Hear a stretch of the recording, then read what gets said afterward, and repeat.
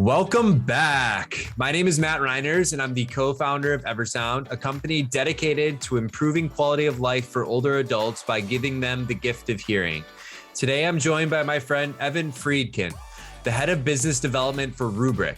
I've gotten to know Evan on the conference circuit, and his passion and just overall good nature is inspiring and really helps me to become a better person. Now, Evan, I know Roobrik is helping older adults figure out the best next steps on their senior living journey, which ultimately helps our industry get more educated leads. And I'm curious, how have you seen the customer journey shift over the last couple of years? Yeah. First, thanks, Matt, for having me. I've seen, I feel like all of the ones you've done of these. So I'm excited to finally be on and any chance I get to have a conversation with you is always exciting. But to dig into your question, which is how have we kind of seen the buyer's journey change over the past several years?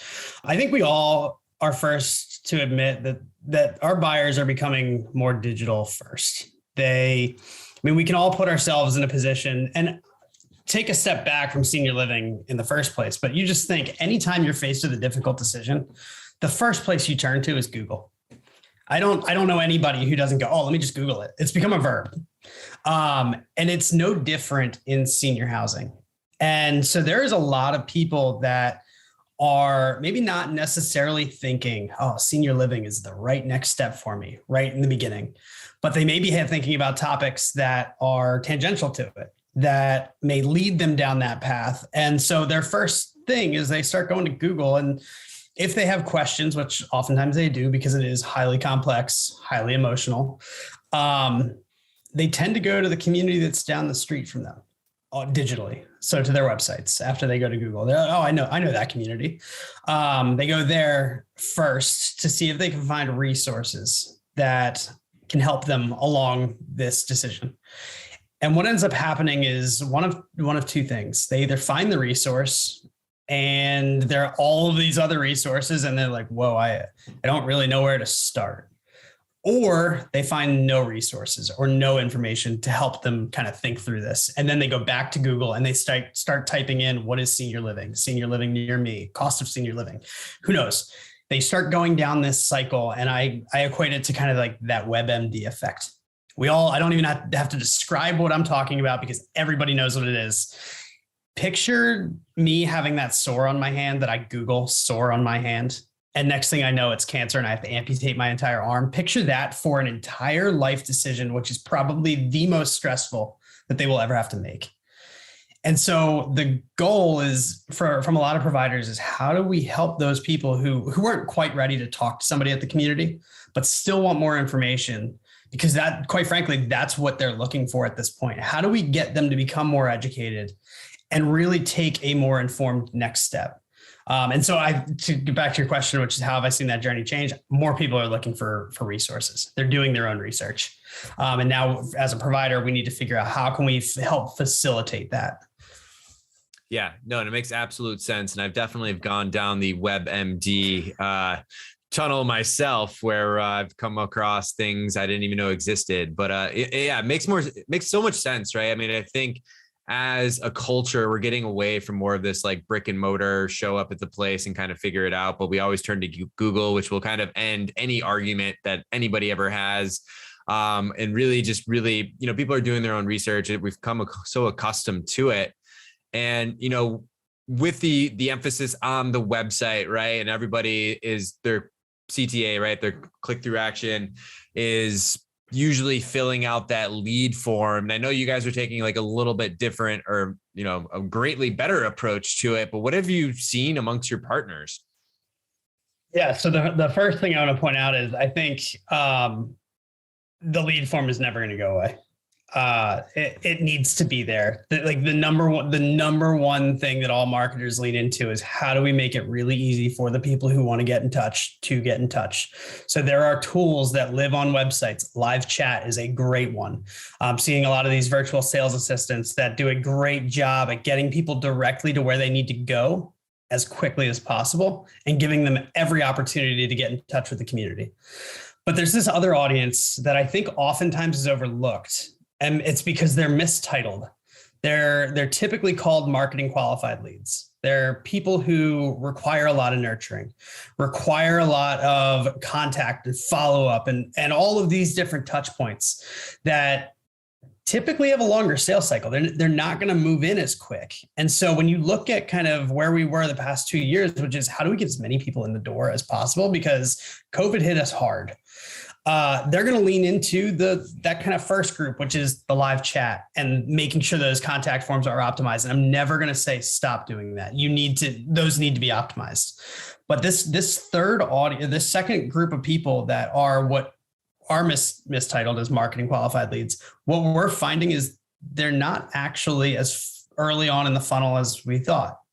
They're actually further down the funnel than a lot of the people who are going to fill out a contact form or engage with chat. All they needed is, and again, it comes back to that first question, which was how does the buyer's journey change? And they actually are going to the senior living providers' websites with the intention to purchase senior living. They're just trying to figure out, do I need it? And where do I need to be? And what does it cost? And so there's all these questions that float around those main topics. And so the way we figured is, well, what if there was a tool that asked them a series of questions and then pointed them in the right direction based on the answers to their questions? And what we found is if we're able to ask them the right questions, we can get more of those people who were previously just called marketing qualified leads to end up saying, hey, you know what? Actually, I do want to talk to sales or talk to a person at the community. And what we're finding is that they tend to move in about 17% faster than the regular site contact forms. And a lot of it comes back to the education, because through asking great questions, you're able to better educate those prospects and they can kind of self-move themselves through the funnel much quicker before the salesperson ever even talks to them. So that's kind of where, so I'm not saying get rid of the contact forms, don't get rid of chat, don't get rid of the virtual sales assistant. Those are great, but also make sure that you're thinking about that second group, or that what I would call the hidden audience that are hesitant to give out contact information, and really focus in on that audience as well. Yeah. And I think it brings up a great point. We talk about the discovery process, especially within these senior living communities, and asking good questions, right? You can kind of get people to come to their own assumptions and their own conclusions. And it seems like you guys have kind of cracked the code of what that could look like. And I think you kind of hit on this, but I'd love to even take it a step further. But, are all lead submissions worth the same? And what trends are you continuing to see, or new trends popping up that might have not been a thing before? I love this question. I actually don't have a definitive answer on whether or not all leads are created equal. It depends on what it is you're trying to accomplish. If you want to build a database of people who are top of funnel leads who you can nurture through marketing automation or whatever, then they're going to have one assigned value. But if you're also trying to get people who are going to move in quickly, maybe there is going to be some differences. And so I don't have a definitive answer as to whether or not all leads are created equal. I think it all depends on kind of what the primary motivators for each of the individual communities will determine kind of which ones are more valuable. However, the ones that move in faster and move in more frequently, I think nobody is going to argue with me and say that they're probably the most valuable, no matter where they come from. And so really making sure you're refining those digital targeting efforts with your marketing agencies is really important to make sure you're getting the right people to come to the website. Otherwise, you're going to have your sales team kind of be a little frustrated that they're not financially qualified. They're not even in my geography, that whatever. We all know kind of what will come up there.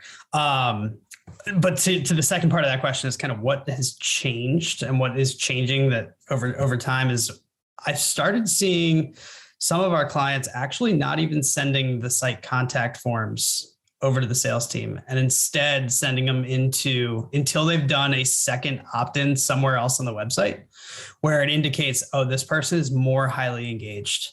So whether they've engaged with live chat and then also filled out a contact form, they've just double opted in, which means, okay, this person really wants to talk to somebody, and then they'll send the lead over. And different things like that. So they'll track and kind of really make sure that we are only getting the best, most high quality leads over to the sales team.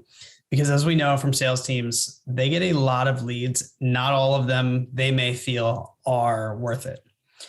And what ends up happening is if they get 100 leads and only 5 of them are great, but they come at the tail end of that 100 that they just got, and the first 95 were junk, they're going to treat the 5 good ones as if they were junk too.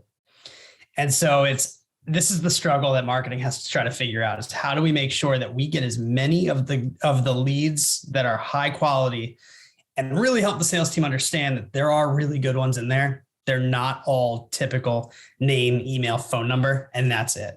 And so a lot of it is, how do we get more data on those leads?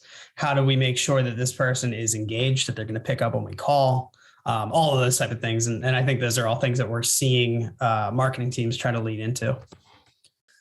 Yeah. And even reflect on like our own marketing here, right? These are all things that we're struggling with at times too. And like, there's definitely awesome leads that come in, and then other leads that are like, based in England, which we can't quite support yet. So it's definitely like a different approach to each, but I think you bring up some really good points, and, it's all about what we call it for us. Like, it's lead scoring, right? Once an MQL hits a certain thing, then we'll get it over to the sales team to work because they've engaged with enough of the content, and there's probably some sort of need there.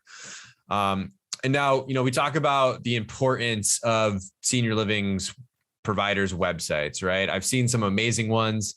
I've seen some not so amazing ones. Is there anything that you find on a senior living provider's websites that are either a must have, or on the other side of the coin, a must go? Stock photos. That's where I was going to go too. I mean, and it comes back to the data that we're gathering. So we had about 70,000 people complete our assessment last year. And by 70,000 people, I mean, that is older adults and family members. What's interesting is about 49% of them were actually the older adult themselves. And so one of the questions that we ask within our tool is, what's going to hold you back from making this decision? And one of the number one, so there's 2 that are the top selected. The first one is understanding what life at a community is like.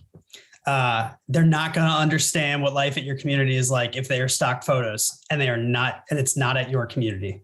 Okay. So that's the first one, which also leads me to the next one, is start being a little transparent on pricing. You don't need to give them exact rates. I don't think they're expecting you to give them exact rates, but potentially putting starting out rates, letting them at least kind of know, can I afford this? Because it's not fair to them. And we all know that senior housing is facing misconceptions and a lot of people who just misunderstand what exactly senior housing is. It's kind of like when you go house hunting, or what's that HGTV show where they walk you in and they show you the one that's top of the line and the family falls in love with it. And then they're like, oh, but you can't afford it. It's like every show in HGTV, I'm pretty sure. Yeah. So it's, if you think about it, at the time of all this, like, emotions of just like, 1, downsizing, and 2, moving to a new place, maybe it was not really what they wanted to be doing, but they kind of have to. If all of a sudden they fall in love with the community, and then you're like, but you can't afford it, it's not really fair to them, because now they're going to go look at these other communities and they're going to keep comparing it back to yours. And then they're going to be like, well, now I don't even want to move anymore. I'm done. And then they go tell their friends, no, you don't want to go there because I couldn't figure this out. So I think really put starting out rates or something to just like at least anchor them around what they can expect. But I think most importantly is resources. Really lean into helping those people figure out the answers to their questions in an organized way. Don't let them go to Google. Try to keep them off of that. It's not helpful. Yeah. Yeah. And I think one thing, so education builds trust, right? And if you're able to teach people things, I find that's just like a way to kind of continue that thought leadership and really just trying to be there and be that helpful hand. And I think, putting pricing, because we talk about the 100 leads, right? If 95 of them are crap and the last 5 are good, you might get a lower lead count, but hey, we're looking for quality over quantity. And I think, a lot of salespeople would agree with that one. And the other thing I must say for me, when I see people's websites that I feel like is a must go. So if you're like looking and seeing what life looks like within these communities, and I've seen communities will promote their activities calendar, and then sometimes it's from 3 years ago. So it's just kind of like, yeah, that's definitely probably something that you should address or change it, right? I mean, it could definitely get cumbersome trying to update it on a month-to-month basis. But if you're able to like just kind of showcase what a sample one might look like and not be super specific, could be a way to do that. And now, Evan, I know you work with marketing and sales leads all across the country, but do you find that there's anything that marketing leads are swinging and missing on right now? I'd say really paying attention to the data. I think data tells an amazing story. I think there's a lot that can be done with information that's gathered every step of the way. And this is I'm take Roobrik out of it. But just like understanding, when does this customer's journey legitimately start? Does it start by the time they fill out a contact form? I'm going to argue no, it does not. It started way before that. You just didn't know it. It may have started when a friend of theirs 6 years ago ended up having a major medical event. And then they started thinking about it for themselves. They're like, oh man, I should probably start looking into this, but they weren't quite ready yet. They may have come to your site. Who knows? You may have cookied them and remarketed to them, all that stuff. But try to really understand that by the time they fill out a contact form, that is not the first engagement or the first interaction they've had with your community. I promise you that. They probably have driven by it multiple times and wondered what it was. And I'm sure that they've been to your site multiple times prior to filling that out. And now it's just, how do we provide the different pathways that consumers can take at their own choosing is the number one. It has to be a prerequisite. They have to be able to decide which pathway do I want to go down based on where I am, that I've self-identified in my journey.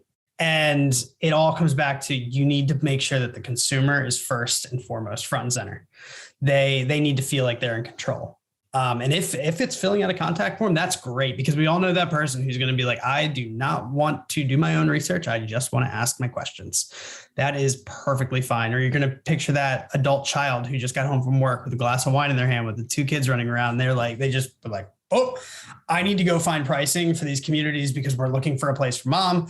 Boom, they can get on there, figure it out real quick, good to go. But then we can also picture those people who are like, up at like 11:30 at night, can't sleep, trying to figure out, okay, either for myself, I don't know if I can be as much of a burden for my family anymore, or I don't know if I can take care of mom much longer because she's getting worse. And I just don't know where I can go to get accurate resources because there's so much out there and it's so confusing. You need to help each individual one of those people at different stages have a way to say, you know what, maybe I will actually start engaging with the brand and moving my way down that path. So yeah, I think that's probably the most important, is just take the data, make it actionable. I love it. And you mentioned like the cookies and retargeting. And I imagine whenever you're on social media or websites like myself, you're getting all the senior living retargets and cookies and stuff. So all of them. And I try not to click on any of them by accident because I don't want them to pay for it.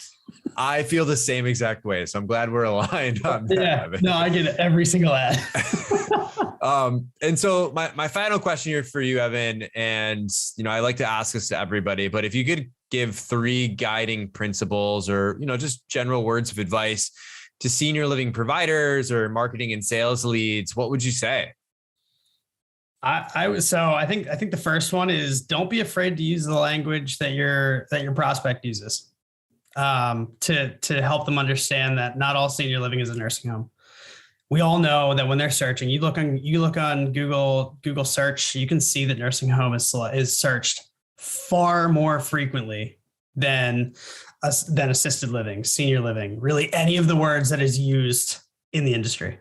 So why wouldn't you use the language that they're using, meet them where they are, and help kind of guide them down that path and start changing that. The other one is, don't be afraid to let go of control. I think there is a lot of fear. You look at gated content, I think there's a place for it.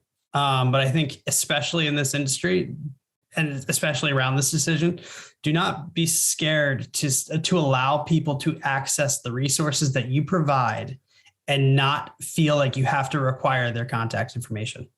I promise you, they may not reach out immediately, but they do reach out, and I have data to back that up. And so really, really lean into that. So don't be afraid to let go of some of that control. And then the last one is for the sales teams. If you are provided the data on the leads that reach out and they tell you their story and you know it ahead of time, do not hesitate to reference that information that they have shared. Yes, it can feel weird because you know the information. You may not realize that they know that you know the information because it might feel big brothery. They are forced to tell their story every single day. They tell it to physicians, they tell it to friends, they tell it to family members. If you can be the salesperson that is able to pick up the phone and say, hey, you don't need to tell me your story again. I already know it. Can you talk to me about where you are and what I can possibly do to help? It changes the dynamic completely because now they know that they're heard. And that is the first thing that you need to do for these older adults and for their family members is how do we relieve take one more burden off of their plate? Because we all know that they are incredibly stressed and anybody who is in a stressful position tends to make bad decisions. So you need to be there to kind of help guide them down their decision path. So those are the three main things that I would give as advice. Awesome. And then I got a follow-up question that's to Evan, because we talk about the data and what the story can tell. Did you have any preconceived notions or beliefs that the data probably swayed you or made you think about it differently? Yeah, I think a lot more people would choose senior living and choose it sooner if they actually knew what it was. And our data kind of proves that out time and time again. And we don't even have to tell them what it is to get them to say, actually, you know what, I do want to talk to somebody. Meaning we referenced this earlier. Of all of the people who say, hey, I want to talk to somebody in the community, 98% of them at the moment tend to do that before we even show them any of the results of the way they've answered the questions within our tool. Just by asking them the question and giving them the ability to think through it at their own pace in their own comfortable setting is enough to get them over that hurdle and say, hey, I'm ready to have the conversation. Love it. Yeah. Well, Evan, thanks so much for joining me today. It's been a pleasure. I know our listeners will get a lot out of this, and I'll tag you. So if people do want to get in contact with you, they can find you there. Yeah, LinkedIn's always a good way to reach me, and I appreciate you having me on. I can go back to my grandparents now, who is probably just sick and tired of me talking about senior living because they're like, we don't want to go there yet. So we'll have them fill out your questionnaire, and maybe they'll come to their own conclusions. So I've sent it to them a few times. So see what happens. Awesome. Thank you, Evan. All right. Thanks, Matt.